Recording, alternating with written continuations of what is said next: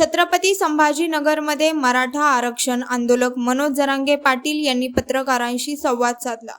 जरांगे पाटील यांची तब्येत ठीक नसल्यामुळे सध्या ते रुग्णालयात उपचार घेत आहेत। पत्रकारांशी बोलताना संघर्ष करावा लागणार आहे, त्याशिवाय आरक्षण मिळणार नाही असं ते म्हणाले। यासोबतच ओबीसी मधून आरक्षण मिळाले नाही तर विधानसभेत कोणाला पाडायचे आणि कोणाला निवडून आणायचे हे ठरवू असेही ते म्हणाले। असं तुम्हाला वाटतं का विधानसभेत उतरावंच लागेल असं वाटतं? त्याच्यावर तर आपण ठामच आहेत। धोका जर आता बसला तर समाजाचा हा सगळ्यात मोठा अपमान असणार आहे। जर आता सगळेजण एकत्र उतरले की म्हणजे सत्ताधाऱ्याचा विरोधी सुद्धा द्यायचं म्हणून आता जर धोका दिला तर सगळ्यात मोठा समाजाचा धोका असणार आहे। मग मात्र त्यांचे खूप हाल होणार आहे। मग आता विधानसभेला काय करायचं, लढायचंय का पाडायचंय, काय करायचं याच्यावर समाजाला विचारून आम्ही मोठी बैठक करू, त्याच्यावर मोठा निर्णय जाहीर करणार आहे। पण आताच बघा ना, येताना जे SITच्या टायमाला बहुतेक तसा अंदाज दिसतो, SITच्या टायमाला बाकडं न वाजणारे आमदार आता भेटले। आमदार सगळ्या पक्षाचे बहुतेक बाकडं न वाजणारेच भेटायला यायला लागले आता। आणि समाज शेवटी गरज आहे ना गोरगरीब मराठीची, तर गोरगरीब मराठी घरी बसवणार त्यांना। बाकडं न वाजवणारी संज्ञा काय असं अंदाज आवडले, कपा वाजले दोन हाताने ते SIT नेमली माझ्या गोरगरीब मराठ्यावर माझ्यावर। त्या टायमाला दोन्ही हाताने टेबल आणले ते त्या याच्यातले घरातले विधानसभेतले दोघं तिघं असं उठून उड्या आणतो ते वरून ढोल वाजल्यासारखं। पण जे नाही वाजलेले आमदार सगळ्या पक्षाचे सत्ताधाऱ्याचे विरोधाचे ते मराठ्याच्या मागणीच्या बाजूने आता रोज भेटायला येत आहे। एक असा अंदाज दिसतो की ते वाजणाऱ्यातले नाही येत म्हणून भेटायला यायला। आणि काय आम्ही वाईट नव्हतं केलं, त्यांनी नव्हतं ते समाजाच्या विरुद्ध डिसिजन घ्यायला पाहिजे होतं, पण जाऊ दे यायला लागलेत, शेवटी समाज मोठा आहे।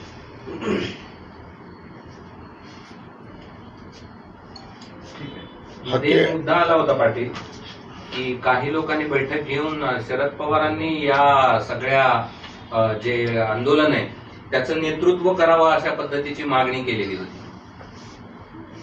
काय करावं? शरद पवारांनी मराठा आंदोलनाचं नेतृत्व करावं, सकल मराठा समाजाचं नेतृत्व शरद पवारांनी करावं असं। कशासाठी? आरक्षणासाठी। सर्व समाज तुमच्या आंदोलनाचं नेतृत्व आता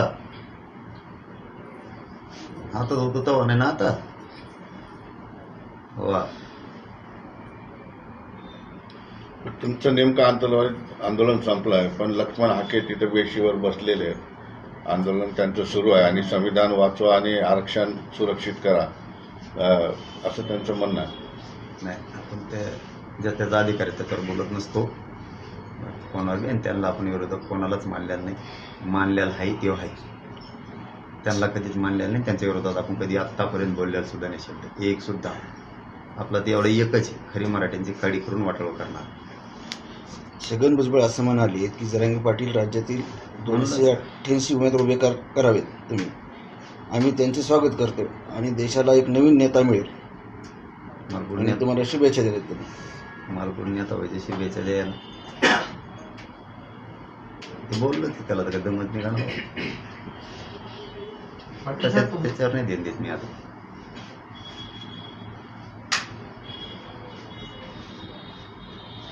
सरकार गेल्या वेळेस सातत्यानं सांगत होतं की आम्ही ओबीसी आरक्षणाला धक्का न लावता मराठ्यांना आरक्षण देऊ, काल तुम्हाला स्पष्ट सांगितलंय का त्यांनी आता ओबीसीतूनच आरक्षण देऊ म्हणून?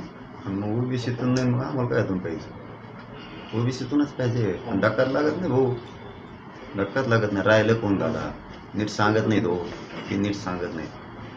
हे बघा एवढ्याच वेळेस सांगतो, आता बोलायला त्रास होतोय पण स्वारी एक शब्द थोडा उशिरा येते। नाही ठीक आहे, फोटो सांगत आहेत बघा ते ओबीसीचे 2-3 नेते ते वरचे। मराठा विदर्भातला आरक्षणात गेला, खानदेशचा गेला, कोकणचा भाग गेला, जवळपास 70-75% पश्चिम महाराष्ट्राला गेलेला आहे। मराठी राहिलेच कोणत्या आरक्षणात ओबीसीत यायला? आता नोंदीत काही गेले, कशाला विरोध करता? माझा तर सल्ला आहे, सल्ला देण्या इतकं मोठं मी नाही, पण माझं म्हणणं आहे त्यांना की तुम्ही उलट मराठ्यांच्या बाजूने व्हायला पाहिजे ओबीसीच्या नेत्यांना. राहिलेले घेऊन टाकले आनंदात, असे जाणारच आहेत. आनंदात घेऊन टाकले तर आपले समाज सुद्धा चांगले राहते. तुम्ही विरोध केला तरी मराठी आज चाललेतच. त्यामुळे ओबीसीतूनच घेणार आहे, त्याच्याशिवाय सुट्टीच नाही. नसता मराठा समाजाची बैठक घेऊन 1 महिन्याच्या नंतर आम्ही डिसिजन ठरवणार 288 द्यायचे का 288 पाडायचे का आपले द्यायचे. आणि सगळ्या तरी धर्माची बैठक घेणार आहे. मी आत्ताच बरेचसे खुलासे नाही करणार, पण मी जरी रात्री इथं आलो काल माझं काम सुरू केलेलं आहे. आणि समाजाला कधीच उघड्यावर नाही पडून देणार जीव जरी गेला तर. तुमच्या जीवनावर एक चित्रपट येत आहे, संघर्ष योद्धा म्हणून तो आज राज्यभर प्रदर्शित होणार आहे. काय सांग? नाही त्याच्यात नाही जीव. मग पहिल्यापासून मी त्यांनाही सांगितलं होतं की मग त्या पिक्चरात काही जीव नाही बघा, माझा आरक्षणात जीव आहे, मला ही लढाई लढवायची. त्यांना पण शुभेच्छा. त्यांनी आज पिक्चर लावला आहे पण त्या टाकीला त्यांना मनापासून शुभेच्छा. पण माझं सगळं ध्येय, माझं सगळं लक्ष मराठा आरक्षणाकडे. माझे मराठीचे लोक पोरं कशी आरक्षण मिळून मोठी होतील याच्यावर माझं सातत्यानं संघर्ष सुरू आहे. तो कायम राहणार आहे. मी जरी वेळ देतो सरकारला तरी समाजाचा हित डोळ्यासमोर ठेवूनच देतो. 2 पावलं मागं सरकतो, 10 पावलं पुढं जातो. मी मात्र आरक्षण ओबीसीतून घेण्यापासून हटू शकत नाही आणि तिथून पुढं सुद्धा विधानसभेचा जो शब्द दिलेला आहे त्याच्यातून हटणार नाही. फक्त समाजाला विचारायचं, मी प्रत्येक वेळेस विचारतो तसं, पण ह्या वेळेस एकदा विचारलं की त्याच याच्यावर फायनल होऊन तयारीला लागणार. यांना पाडायचं का आपले उभा करायचे, 2 प्रकार ठरवायचं. म्हणजे पाडण्यात मजा आहे, त्याच्यात मोठा विजय आहे, का आपले उभा करायचे. पाटील तुम्ही सिनेमा बघणार की नाही कधीतरी?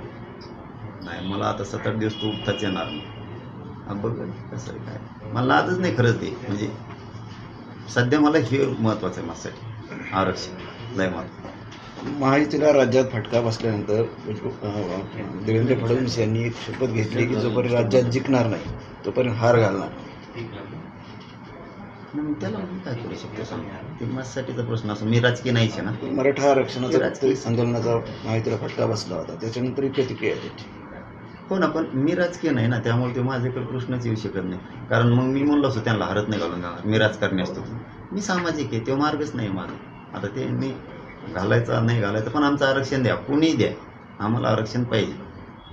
तुम्ही तुमचे राजकारण तुम्हाला लकला पण नाही ना दिलं रे बाबा, मग मात्र पुढची रणनीती लय डेंजर असणार. पाटील, काल तुम्ही एक सरकारला विनंती केली की आंदोलनाच्या नावावर किंवा माझ्या नावावर 100 कोटी रुपये उकळलेले आहेत असं माझ्या कानावर आलेलं आहे. त्याच्यामध्ये अनेक लोक आहेत, काही पत्रकार सुद्धा आहेत असं कळतंय, काही सामाजिक कार्यकर्ते आहेत, निकटवर्ती आहेत, जवळ असलेले पळून गेलेले आहेत वगैरे वगैरे असं कळतंय.